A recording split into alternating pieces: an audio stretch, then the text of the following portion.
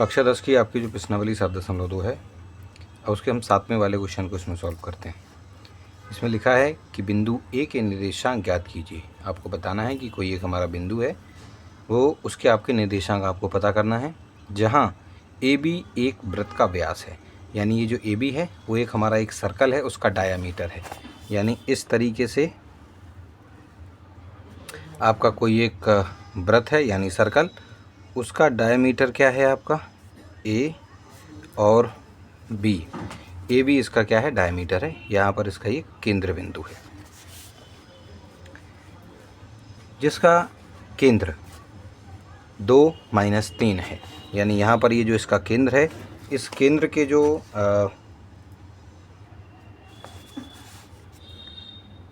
निर्देशांक हैं वो कितने हैं 2-3 दिए गए। 2-3 इस केंद्र के निर्देशांक हैं, और जो बी है, जो आपका बी है, इसके निर्देशांक हैं 1 और 4। 1 और 4 इसके जो आपके बी के हैं, उसके कोऑर्डिनेट्स आपको कितने दिए गए 1 और 4। अब आपको ए के जो निर्देशांक है वो पता करना है, तो आपको इसको करेंगे कैसे। देखो, हम सभी एक चीज़ जानते हैं कि ये जो ए बी है वो इस वृत्त का व्यास है, यानी कि इस सर्कल का डायमीटर है। और ये इसका ये जो केंद्र होता है, केंद्र का मतलब आपका जो है सेंटर जो होता है, वहाँ से लेकर यहाँ तक ये होती है इसको आधा। ये अगर आपका जैसे ये व्यास है, व्यास का अगर आप आधा करेंगे तो आधा कितना हो जाएगा ए ओ हो जाएगा, और इधर आधा कितना हो जाएगा ओ बी हो जाएगा। यानी ये दोनों के दोनों आपस में त्रिज्याएँ हैं, यानी रेडियस हैं, और दोनों आपस में बराबर भी होंगे। ठीक है कि नहीं। तो इसका कहने का इन दोनों के बराबर होने का मतलब ये है कि ये जो ओ है वो इस ए बी का मिड पॉइंट है, यानी कि मध्य बिंदु है। और जब कभी भी मध्य बिंदु के अगर हम क्या निकालते हैं, मध्य बिंदु के अगर हमें निकालने होते हैं अपने निर्देशांक, यानी एक्स और वाई को अगर निकालना होता है, तो फिर हम फॉर्मूला उपयोग करते हैं x1 + x2 और बटे में 2, और y1 + y2 बटे में 2। तो इसमें तो कहना सर x और y हमें दिए गए हैं, तो क्या करें। तो देखो, क्योंकि यहाँ पर ये x1 है और ये आपका y1 है, ये तो नहीं मालूम है, तो यहाँ पर x1 गायब रहेगा और यहाँ पे y1 गायब रहेगा। और उनकी जगह पर, क्योंकि यहाँ पर जो भी सॉल्यूशन हम करेंगे, ये किसको, ये चीज़ हम इस चीज़ को अगर हम उपयोग करेंगे इस फॉर्मूले को, तो हमें प्राप्त क्या होगा, हमें प्राप्त होगा 2। हमें प्राप्त होगा 2, यानी इस मध्य बिंदु का जो x वाला निर्देशांक है वो प्राप्त होगा, और वो है कितना, तो 2 के बराबर हम इसको रखेंगे। इन x2 की तो वैल्यू हमको मालूम है ही कि 1 है। इन सभी को जब हम सॉल्व करते जाएंगे, पक्षांतर वगैरह करेंगे, तो वहाँ पर हमें जो x1 है, यानी यहाँ पर ये जो x1 है, ए का जो पहला निर्देशांक है, कोऑर्डिनेट है, वो हमें प्राप्त हो जाएगा। उसी प्रकार से यहाँ पर भी, क्योंकि ये y1 और y2 की मदद से हम इस -3 को पता करेंगे। y2 हमको पता है, 2 की वैल्यू तो चलो ठीक है 2 ही रखेंगे, y1 ने हमें पता नहीं है, तो इसको छोड़कर बाकी चीज़ों का पक्षांतर कर देंगे, तो वहाँ पर हमें जो y1 है, यानी यहाँ पर ये जो y1 है, उसको हम आसानी से प्राप्त कर लेंगे। तो ये आपको इस क्वेश्चन के अंदर करना है। ठीक है, चलो इसको हम हल करते हैं। तो यहाँ पर देखो, इसी वाले क्वेश्चन की तरह हमने यहाँ पर अपना चित्र बना लिया है। ये हमारा वृत्त है, यानी कि आपका सर्कल है, ए बी आपका डायमीटर हो गया, वो आपका केंद्र बिंदु है, मिड पॉइंट सेंटर पॉइंट हो गया। इस ए के निर्देशांक x और y, इसके निर्देशांक में दिए गए थे 2 और -3, इसका जो मध्य बिंदु है उसके, और b है उसके निर्देशांक 1 और 4 दिए गए थे। यहाँ पर कुछ हमें थ्योरी वगैरह लिखनी है, इसके बारे में बताना है। Here A B is the diameter of circle with centre o, जिसके कि आपके जो कोऑर्डिनेट हैं वो इतने हैं, and the coordinate of b इतने हैं। ये चीज़ हमने यहाँ पर बता दी। तो let the coordinate of a कितने, x और y हम यहाँ पर मान लेंगे। ठीक है कि नहीं। उसके बाद द सेंटर यानी सेंटर क्या है o, जिसके निर्देशांक कोऑर्डिनेट इतने हैं, is the mid point of the diameter A B, therefore coordinate of mid point of A B equals to coordinate of point o।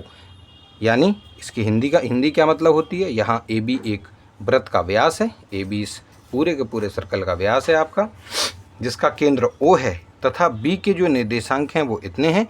माना बिंदु A के निर्देशांक कितने हो गए, x और y हैं। केंद्र, कौन सा केंद्र, ये जो केंद्र O है, इसके जो निर्देशांक होंगे ये जो आपका केंद्र ओ है, केंद्र ओ के जो निर्देशांक होंगे वो व्यास, ये जो व्यास है ए बी, इसका मध्य बिंदु है उसके व्यास के बराबर हैं। इसलिए हम कह सकते हैं कि ए बी के जो मध्य बिंदु के निर्देशांक होंगे, यानी ए बी के मध्य बिंदु के जो निर्देशांक होंगे वो ओ वाले निर्देशांक के, यानी इस वाले ओ वाले निर्देशांक के बराबर हम इसको रखेंगे। तो हम क्या करेंगे कि अगर हम इस ए बी के, ये जो आपका ए बी है, इस ए बी के मध्य बिंदु के अगर निर्देशांक निकालना चाहते हैं, यानी आप निकालना चाहते हैं x की वैल्यू, तो आपको x1 प्लस x2 बटे में 2 और y1 प्लस y2 बटे में 2, जो कि है क्या, o है, और उसके निर्देशांक हमें पहले से दिए गए।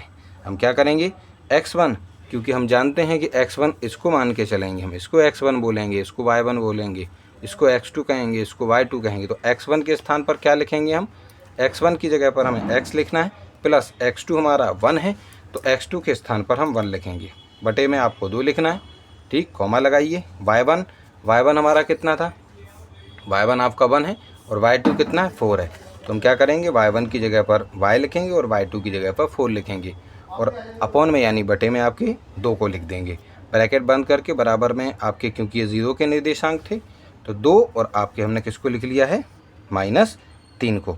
अब क्योंकि ये जो हैं इनको हम क्या करेंगे, इनको हम तुलना करेंगे। तुलना का मतलब जैसे कि हमने पहले ही आपको इसमें समझाया था कि इसका जो x है और यहाँ पर जो x है, क्योंकि इसको निकालने के लिए हम जा रहे थे और ये हमें पहले से ही पता था, तो ये दोनों की दोनों चीज़ें आपस में बराबर होंगी, यानी x प्लस 1 बटे में 2 आपके 2 के बराबर हो जाएंगे और y प्लस 4 बटे में जो 2 हैं वो आपके -3 के बराबर हो जाएंगे, ठीक है कि नहीं। तो इन्हीं चीज़ों को हम यहाँ पर जो है लिख लेंगे, ये चीज़ इसके बराबर, ये चीज़ इसके बराबर होगी। अब हम क्या करेंगे, यहाँ पर पक्षांतर वगैरह करेंगे, x प्लस 1, 2 को आप ऊपर भेज देंगे, 2 के साथ ये गुणा में हो जाएगा। तो x प्लस 1 है बराबर में आपका जो है 2 का गुणा 2 में करेंगे तो आपका 4 आ जाएगा। x को यहीं रखेंगे, ये जो 1 है उसका पक्षांतर कर देंगे तो 4 के साथ ये माइनस में पहुँचेगा, 4 में से 1 घटाएंगे 3 बचेगा, तो x की वैल्यू आपकी 3 आ जाएगी। इसी प्रकार से जब आप यहाँ पर y प्लस 4 है और अपॉन में आपका 2 है, इक्वल्स टू में -3 है, इनको सॉल्व करेंगे तो ये जो आपका जो 2 है इसको आप वहाँ भेज देंगे तो -3 के साथ ये गुणा में, जबकि यहाँ बचेगा ऊपर केवल आपका y प्लस 4, यानी y प्लस 4 है, ठीक है। इस y प्लस 4 को लिखेंगे, 3 और 2 का मल्टीप्लाई करेंगे तो -6 आएगा, यानी -6 आ जाएगा, ठीक। अब हमें y चाहिए तो y लिखेंगे और ये जो आपका y जो 4 है y के साथ, इस 4 को हम उधर भेजेंगे तो प्लस की जगह ही -4 हो जाएगा, क्योंकि अब दोनों माइनस में हैं तो दोनों ही आपस में जुड़ेंगे तो -10 आएंगे, यानी y बराबर आपका -10 यहाँ पर प्राप्त हो जाएगा। तो इसी प्रकार से ये जो a के निर्देशांक थे जो कि हमने x और y माने थे वो कितने हो जाएंगे, 3 और -10 हो जाएंगे। तो इस प्रकार से इस वाले क्वेश्चन में जो हमसे a के जो निर्देशांक पूछे गए थे उनको हमने यहाँ पर प्राप्त कर लिया है।